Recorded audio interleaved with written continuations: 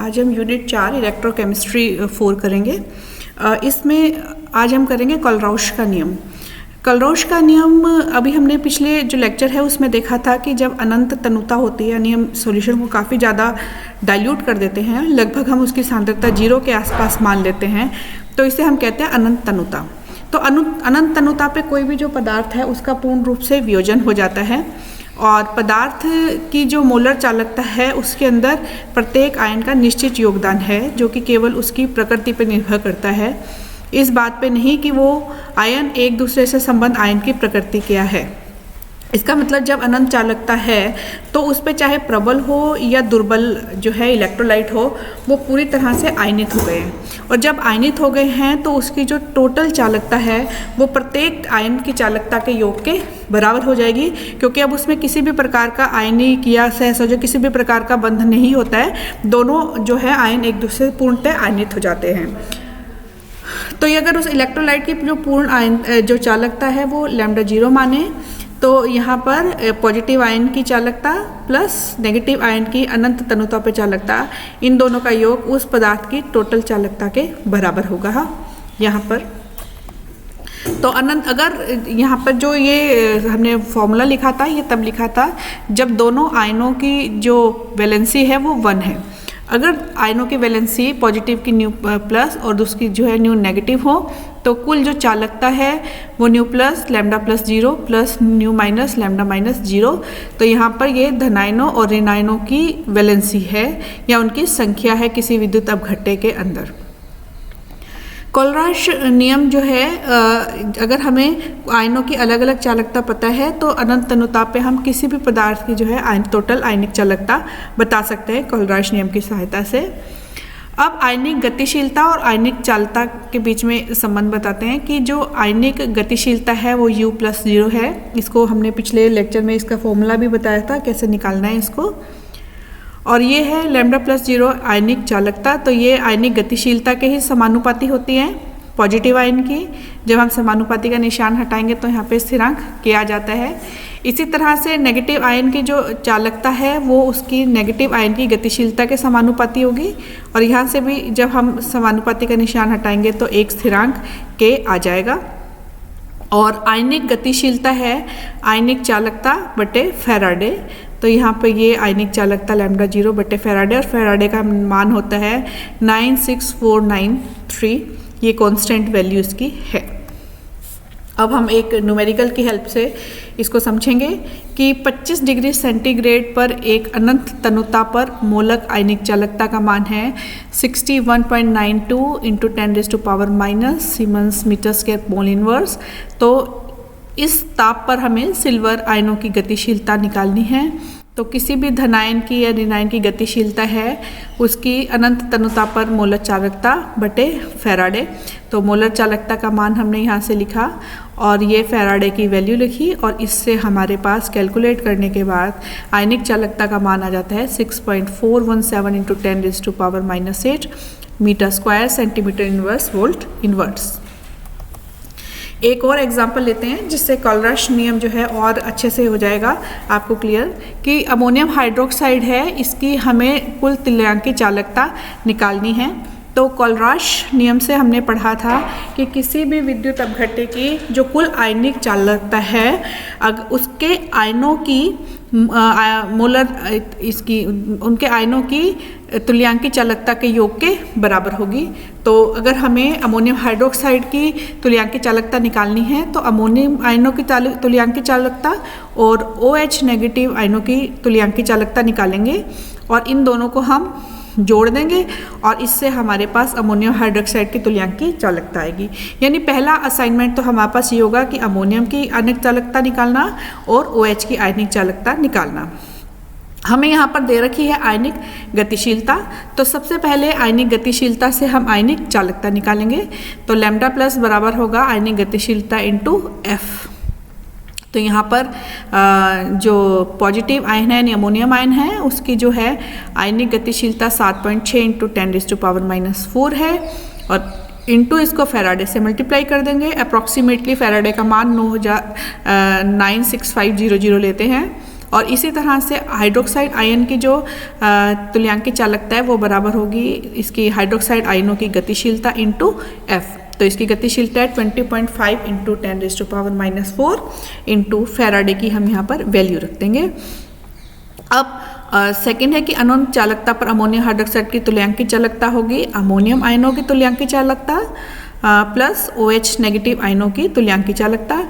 तो यहाँ से जो ये वैल्यू है हम दोनों इसमें रख देंगे और रखने पर इसको ऐड करने से हमारे पास आ गई है 271.161 ohm inverse centimetre square mole inverse.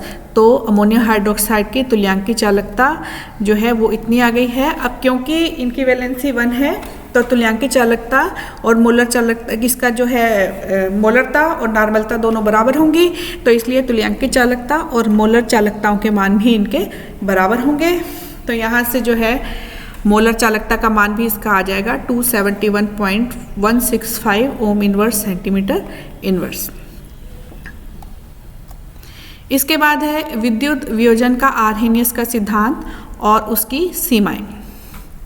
तो दुर्बल ये जो आर्हेनियस का सिद्धांत है इसमें दुर्बल विद्युत अपघट्य के विलयनों के व्यवहार की व्याख्या करने के लिए 1857 में सिद्धांत दिया था और इसे आर्हेनियस का सिद्धांत या आयनिक सिद्धांत या विद्युत अपघटनी वियोजन का सिद्धांत भी कहते हैं।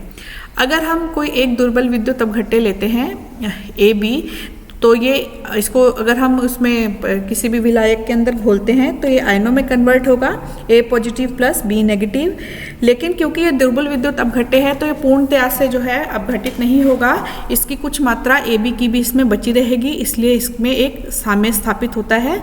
यहाँ से अगर हम इसका साम्यावस्था स्थिरांक K देखेंगे तो प्रोडक्ट यानी जो आयन्स हैं A positive into B negative divided by AB, तो यहाँ से साम्य स्थिरांक आया है। और अगर हम इसमें वियोजन की मात्रा अल्फा लें, वियोजन की मात्रा अल्फा का मतलब होता है एक मोल में से कितने मोल वियोजित हुए। तो अगर सांद्रता C है तो A पॉजिटिव और B नेगेटिव आयनों की जो है वो वियोजन होगा C अल्फा और AB का जो बचा हुआ AB है वो होगा C इंटू 1 माइनस अल्फा, क्योंकि अगर हमने AB का 1 मोल लिया है तो उसमें अल्फा डिकम्पोज हो गए हैं और यहाँ पे C उसकी सांद्रता से मल्टीप्लाई किया है। अब साम्यावस्था स्थिरांक में A पॉजिटिव B नेगेटिव और AB की जो सांद्रताओं के मान है ये हम रख देते हैं। तो यहाँ आ जाएगा C alpha divided by C into 1 minus alpha, C alpha square by 1 minus alpha.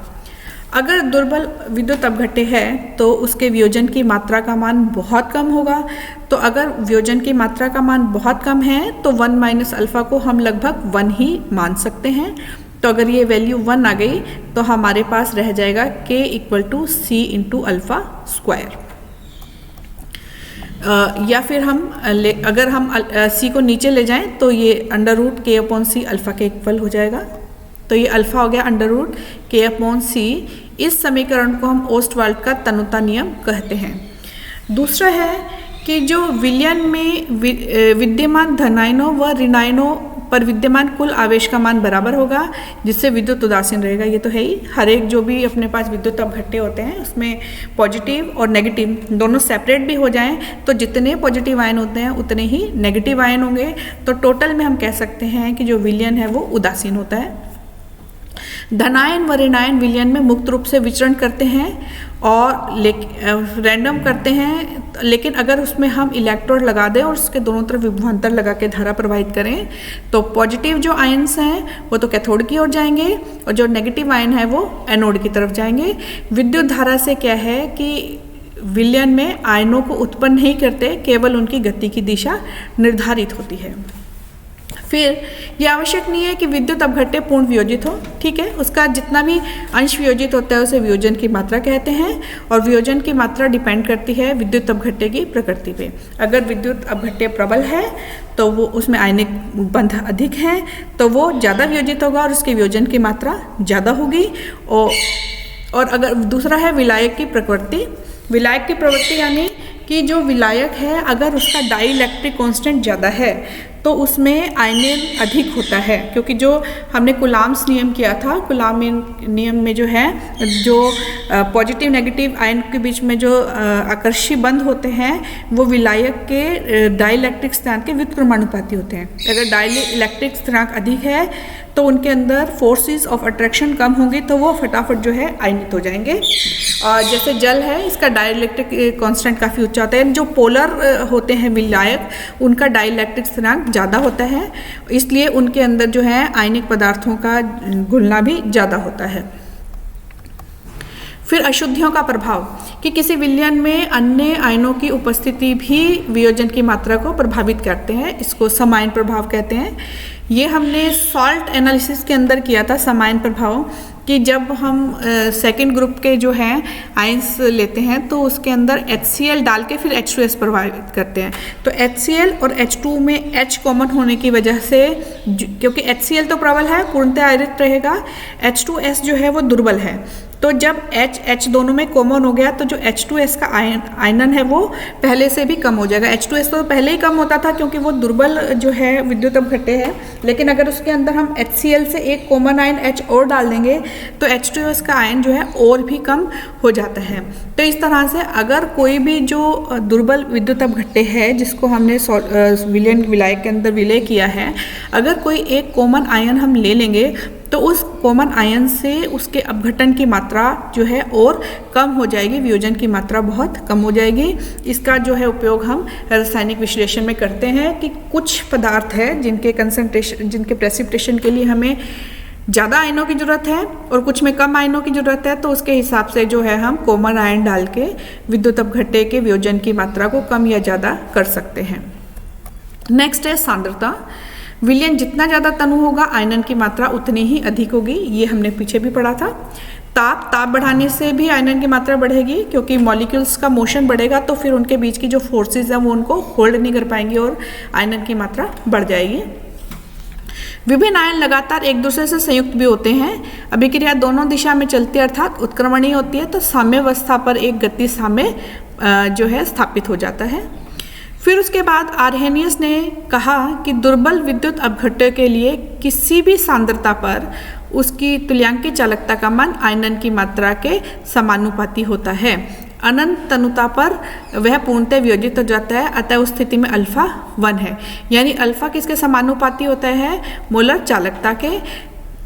तो यहाँ पर अल्फा समानुपाती है मोलर चालकता के और अनंत तनुता पे अल्फा का मान 1 है। तो अगर हम दोनों इक्वेशंस को डिवाइड करेंगे तो lambda upon lambda 0 equal to क्या आ जाएगा? अल्फा के। ये बहुत ही इंपॉर्टेंट कंक्लूजन है कि यदि हमें किसी भी दुर्बल विद्युत अपघट्य की आयनन की मात्रा निकालनी है तो उसकी अनंत चालकता पे हम चालकता निकाल लेंगे और किसी दिए गए उस पे आयतन पे चालकता निकाल लेंगे, दोनों को डिवाइड करेंगे तो हमारे पास वियोजन की मात्रा का मान आ जाएगा।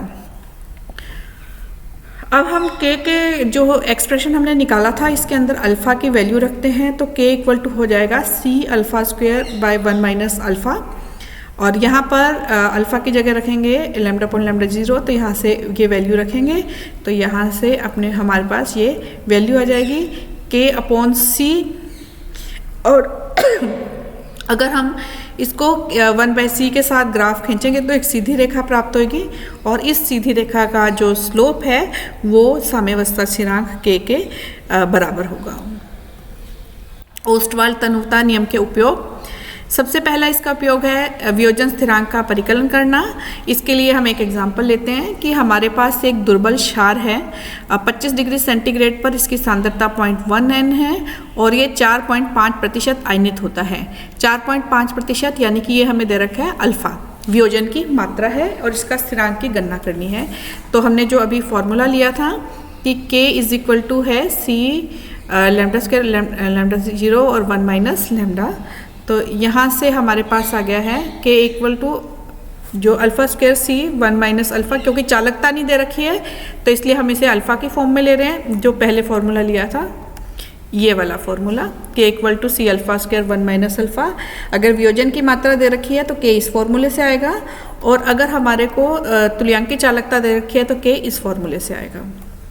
इस क्वेश्चन में हमें वियोजन की मात्रा दी है तो alpha square C by 1 minus alpha alpha की वैल्यू जो है वो 4.5/100 क्योंकि ये परसेंट है, तो यहाँ से अल्फ़ा आ गया 0.045 और सी की वैल्यू कंसंट्रेशन की वैल्यू 0.1 दी है, तो यहाँ से हमारे पास अल्फ़ा और सी का मान रखेंगे तो के का मान आ गया 2.12 ×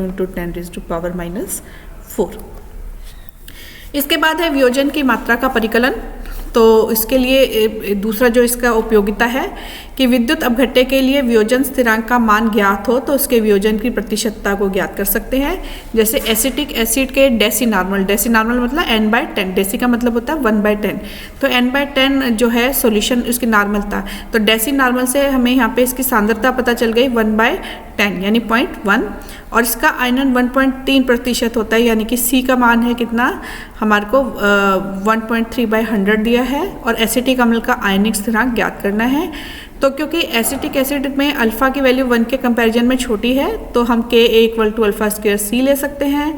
अल्फ़ा की वैल्यू 1.3/100 और सी का मान जो है उसने डेसीनॉर्मल दे रखा है यानी 1/10, तो 0.1 हो गया, और यहाँ से हमारे पास Ka का मान आ गया कैलकुलेट करने पर। फिर जो नेक्स्ट है जल के आयनिक गुणनफल का परिकलन। तो हम जानते हैं कि जो जल के लिए जो K है वो होता है H+ OH negative divided by H2O। H2O को इस साइड लाएंगे तो Kw हो गया हमारे पास H+ × OH नेगेटिव, इसको हम जल का आयनिक स्थिरांक कहते हैं, आयनिक गुणनफल कहते हैं। अब क्योंकि जो H+ और OH नेगेटिव हैं किसी भी दिए गए ताप पे बराबर होते हैं और इसकी वैल्यू होती है 1 × 10⁻⁴, तो यहाँ से H+ और OH नेगेटिव क्योंकि बराबर हैं तो यहाँ से दोनों की वैल्यू आ जाएगी 1 × 10⁻⁷ इक्वल आ जाएगी दोनों की। यदि शुद्ध जल में कुछ मात्रा अम्ल की डाल दी जाए तो H+ आयनों की सांद्रता का मान बढ़ेगा, तो अगर H+ बढ़ेगा तो OH कम रह जाएगा, लेकिन Kw का जो मान है वो कांस्टेंट ही रहेगा 1 × 10⁻⁴। तो जल के आयनिक गुणनफल की सहायता से वियोजन स्थिरांक K का भी हम परिकलन कर सकते हैं। ये H+, OH नेगेटिव, H2O ये दोनों की वैल्यू समान है। H2O है 1 लीटर जल में ग्राम की मात्रा डिवाइडेड बाय जल का आयनिक द्रव्यमान, तो ये 1 लीटर जल को अगर हम वेट करें तो आता है 997/18, और जल की मोलर सांद्रता आ जाएगी हमारे पास 55.4। सारे मान रख दें अगर हम तो ये आ जाएगा हमारे पास इक्विलिब्रियम कांस्टेंट जो है जल के लिए। फिर इसके बाद हमारे पास है ओस्टवाल तन्यता नियम की सीमाएं। पहला है कि ये केवल दुर्बल विद्युत अपघट्टों पर लागू होता है, प्रबल विद्युत अपघट्टों पर पूर्णतः विफल रहता है। यह नियम आर्हेनियस के सिद्धांत पर आधारित है जो कहता है कि सामान्य तनुता पर विद्युत अपघट्टे कुछ मात्रा में वियोजित अवस्था में रहते हैं और जो अनंत तनुता है इसमें पूर्णतः वियोजित हो जाते हैं, लेकिन प्रबल विद्युत अपघट्टे प्रत्येक सांद्रता यहाँ तक कि ठोस अवस्था में भी वियोजित ही रहते हैं।